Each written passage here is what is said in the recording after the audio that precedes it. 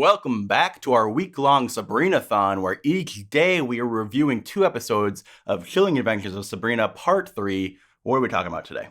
We are talking about episode 5, The Devil Within.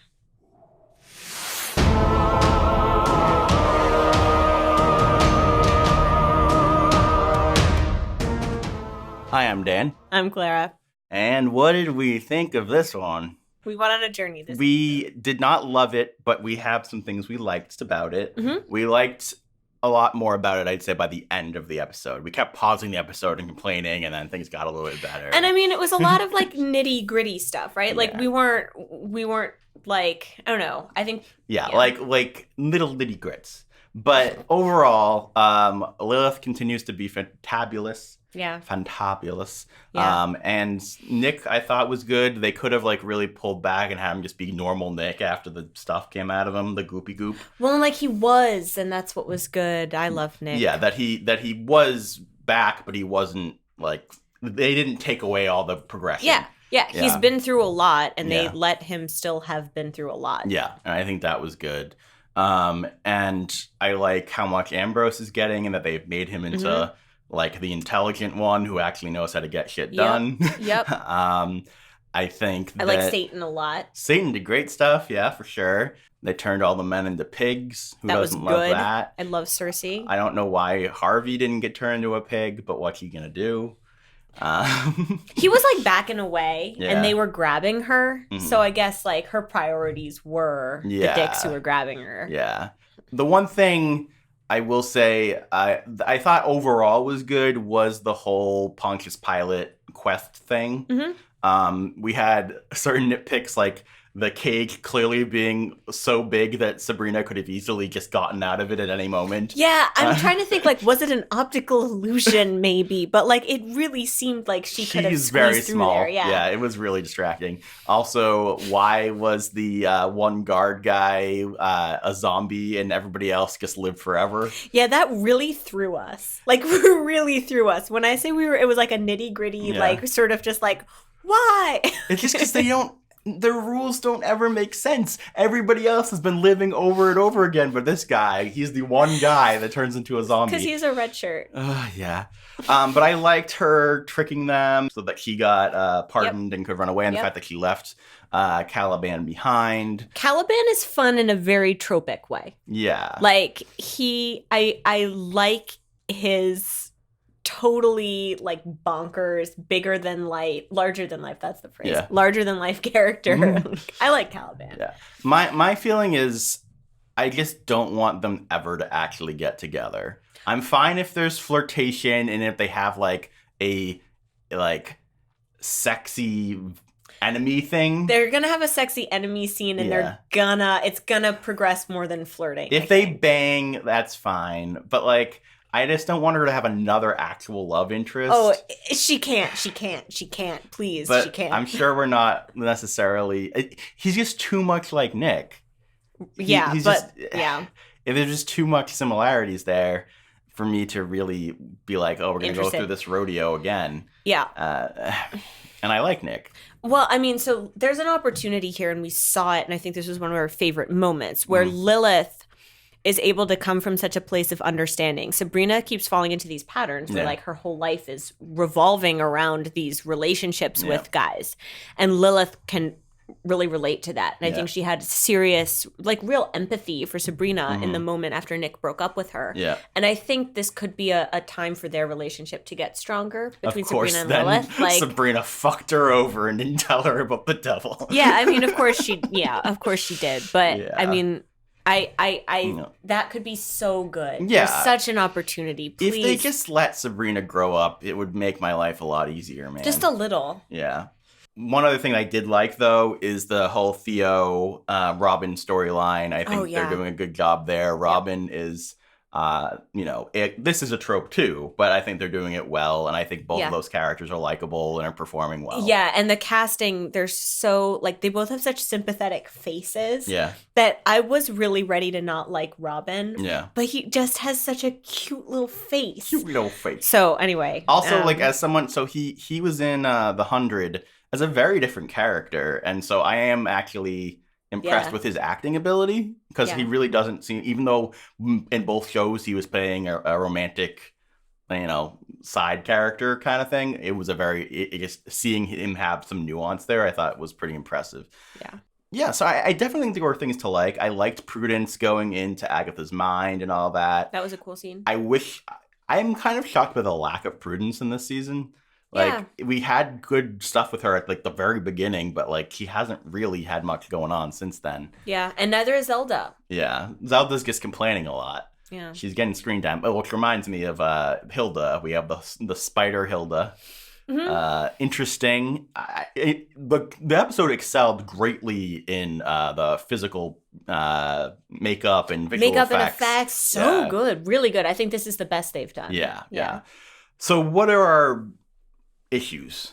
Sabrina Spellman. Right? I mean, like, I don't know that I would have had a problem with any given scene if it hadn't been for Sabrina. Yeah, or just, like, an actual... Like, our issues with Sabrina amplified our little issues with every other With, like, scene. the Centurion. Yeah. She just... I said that I felt like in this episode she was acting like Bella from Twilight. And that is a thing I didn't think I would ever say about this character, but it's gotten to that point. And she just is so self-centered and so irresponsible and so whiny. Like, and it's really a shame because it feels like it's sort of counter. So we were saying we feel like she hasn't really grown. She hasn't learned lessons since season 1. Yeah. But I also feel like she's lost a lot of the things that made her in season 1 really sympathetic. Like, she has a drive to succeed in everything she does. She does have that ambition that Nick was talking about. I mean, she does need to get that back. He's not wrong. Yeah.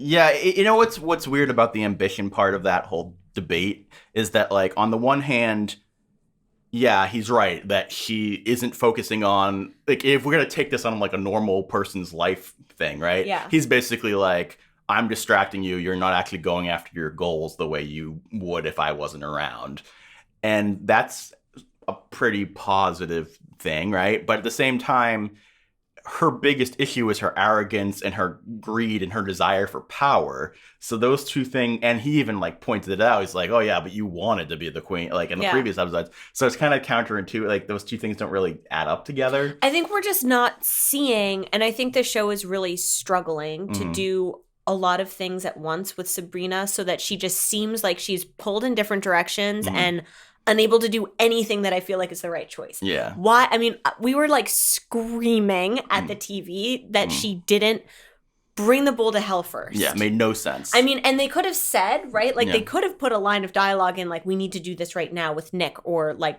everything is lost. Yeah.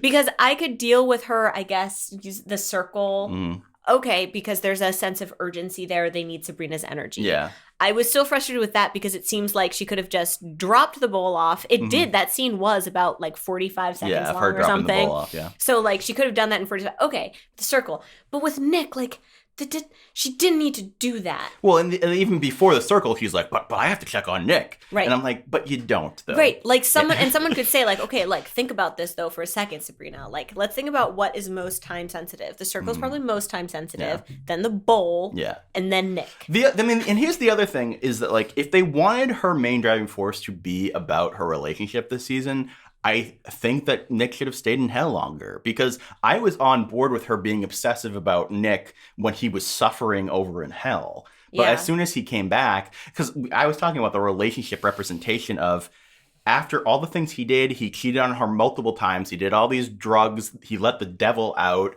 He called her all these awful things to her. And we didn't know that was the devil at that point. And so, like, at the beginning of the episode, she's just like, I love him so much. And I'm just like, this is terrible. Like, even if he is like sick and struggling, and even if he has PTSD or is, addicted to drugs, I can understand her feeling like, oh, I want to take care of him. I want to see this through because I feel bad for him. But she should also be like, but I need to take a step back because what he did isn't okay. At no point does she act like anything he did was not okay. Right. Well, and I think there's this thing, and I think my issue with this is maybe more like because they're young. Yeah. But there's just this idea that Sabrina has where she wants everything to be exactly like it was before without anything happening to get to that point. And she keeps on expecting Nick to be able to do that. Yeah. And that's a really unfair assumption. Yeah. And she's like, the idea that if she's just normal, then Nick will be totally fine. And why doesn't Nick just want to be totally fine with her is self-centered. And it's also just that sort of immature, like, hope. Yeah, but I'm on kind of the opposite end where I just like, he is so clearly racked with guilt and whatever throughout this whole episode about what's happening with Nick, and yet she hasn't done anything bad in this at all. All she did was save him.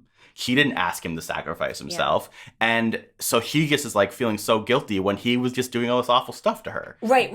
No, I think that's it, right? Like, so they have both of these dynamics happening at the same time. Yeah. So we as the viewers don't really know how we're supposed to feel. Yeah. At the end of all this, like she's been being stupid and been shirking her responsibilities. She's getting punished by losing Nick. And I did like, she goes and she's like, can I lend a hand to people? And I feel like she does recognize some of her mistakes. Yeah. If they go forward from here and she does better, I think that can save her within this season. So we ended up giving this episode 2 Flaming Skulls out of 5. But we have since watched the following episode. Yeah, we're coming to you now from the future.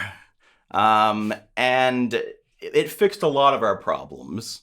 I don't think that it makes the episode like great or anything, but knowing that they had a better ending in mind for Sabrina, it definitely helps quite a bit.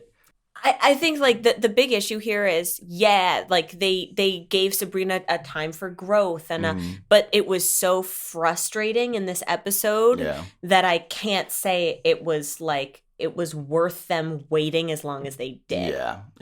And I'm Dan. I'm Clara. And I hope this episode is the worst one of the season. Hail Lilith.